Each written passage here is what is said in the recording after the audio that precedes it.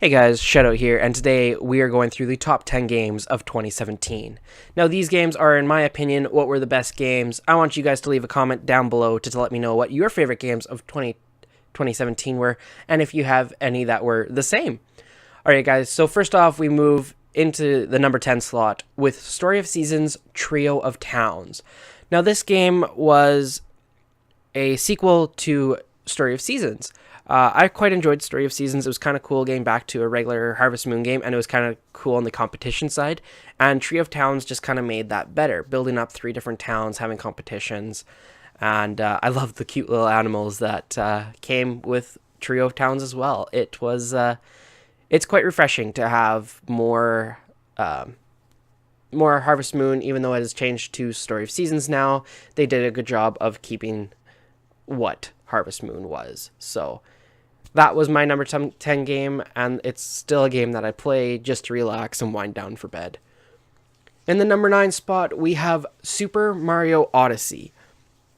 This game was the biggest one for the Switch for me because I love Super Mario. I grew up playing Super Mario World. That was my first ever Mario, foray into Super Mario for the Super Nintendo, and just absolutely loved it. So I think that they did really well. I kind of like the hat mechanics. It was something new, and it energized the series. So good job, Nintendo. I did actually quite enjoy your new game. Next up in the number 8 slot, we have Yooka-Laylee. This was brought on by the team that originally made Banjo and Kazooie. So they are the original Rare team, and they made a new Banjo and Kazooie. I know lots of people didn't like it, but I like that it was very much like Banjo and Kazooie, just Yooka-Laylee now. So I enjoyed it. Definitely not as exciting as it could have been, not as hyped, and for that's why it is lower down on the list than some of the other ones. Number 7 position, we have Slime Rancher. This game I kind of fell in love with because it's just a cute, relaxing game, and it turned out a lot better than I thought it would. I thought that it was just going to kind of be boring and going to be something that you do for a little bit and then you go off and yeah, there you go, you're good. But no, I've actually played a lot of it. I am going for achievements on the Xbox. I have done so much on the PC as well. I played quite a bit of it. I played both PC and Xbox and have pretty much completed both of them. So I am looking for the next expansions to be coming out, as they've been doing a really good job at just keep putting content into the game. So I was glad that this one released this year. Next up in the number 6 position, we have Golf Story.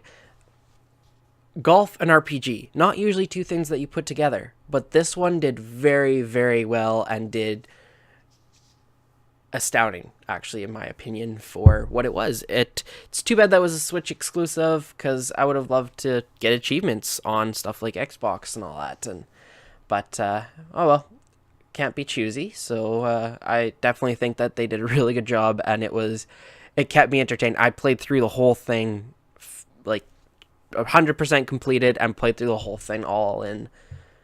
Every time that I played, that's what I played. So no, it kept me very, very much into it. So yeah, it was really good. It's what made me get a Switch.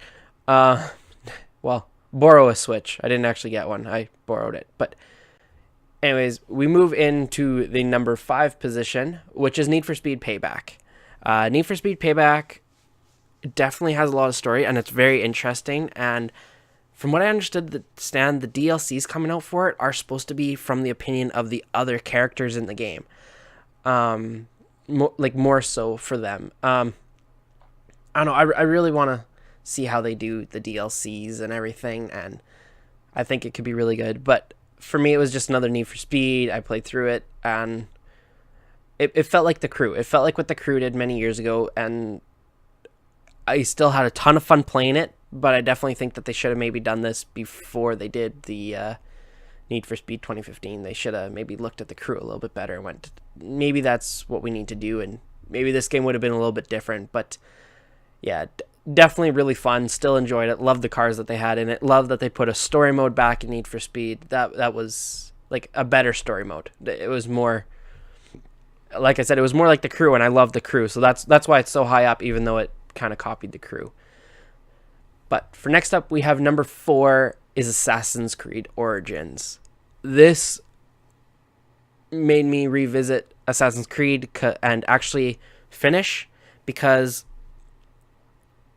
like I didn't finish the last 2 or 3 Assassin's Creed games, and I really should. I should go back and just finish all the Assassin's Creed game. That's kind of what I want to do.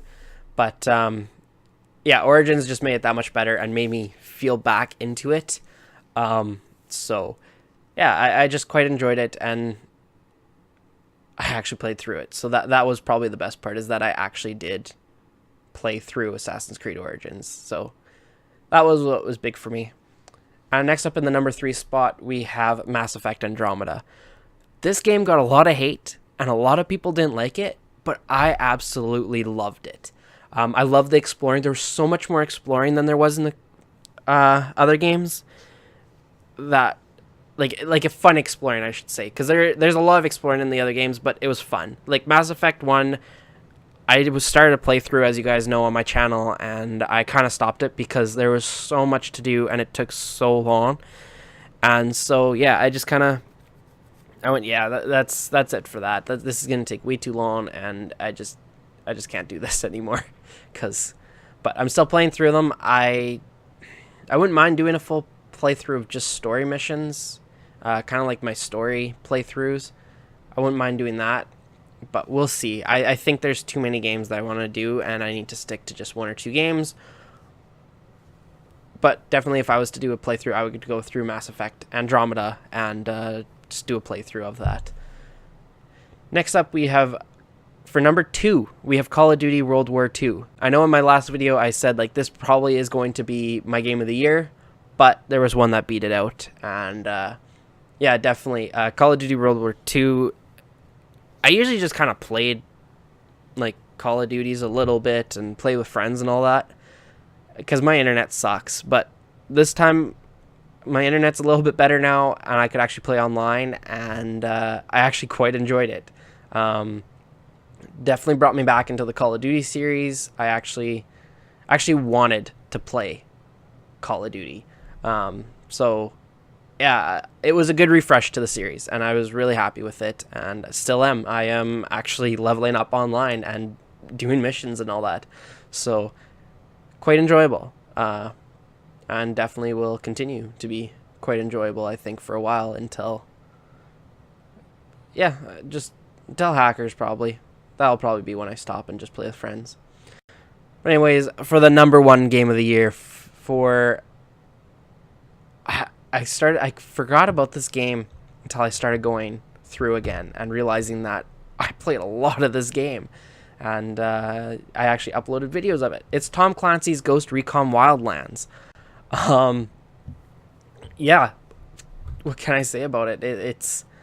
It was definitely my game of the year. It was so me. Like, the game is so me. I love the exploring. I love the stealth missions. Even though I suck at them, I still love stealth missions. I just love everything that was Ghost Recon Wildlands. And I know this game also got bad reviews, but I love the fact that you always had 4 players with you, and the AI in there really wasn't that bad.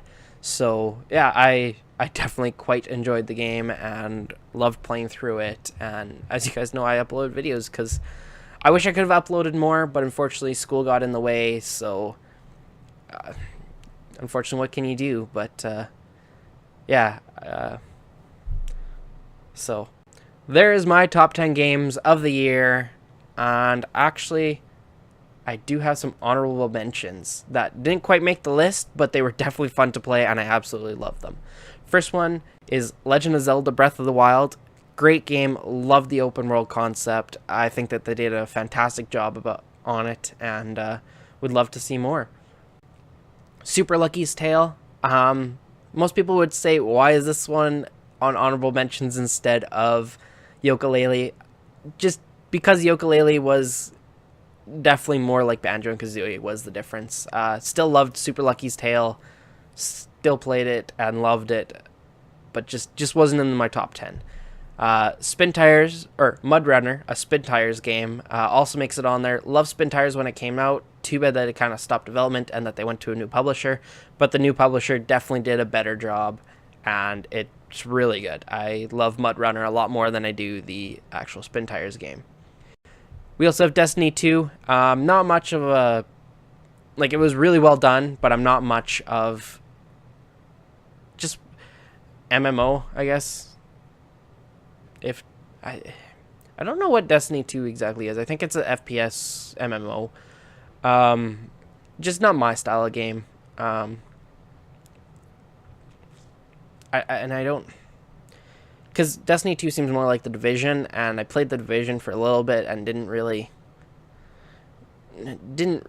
keep going back to it. So I don't know. Destiny 2 just wasn't quite my game. I didn't play through Destiny either, so. And who knows, it could just be the story and all that I didn't quite enjoy. And for my last one is Rock of Ages 2. Never heard of Rock of Ages until ultimately my cousin got it and said, you gotta try this.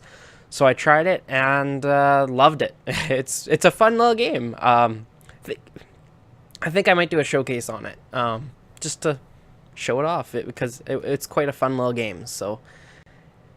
But anyways, guys, like I said, this is my list of 2017. Hope you guys enjoyed it. And like I said, leave a comment down below on what you guys thought was the top games of the year. So anyways, guys, this has been Shoutout, and I will see you in the next video.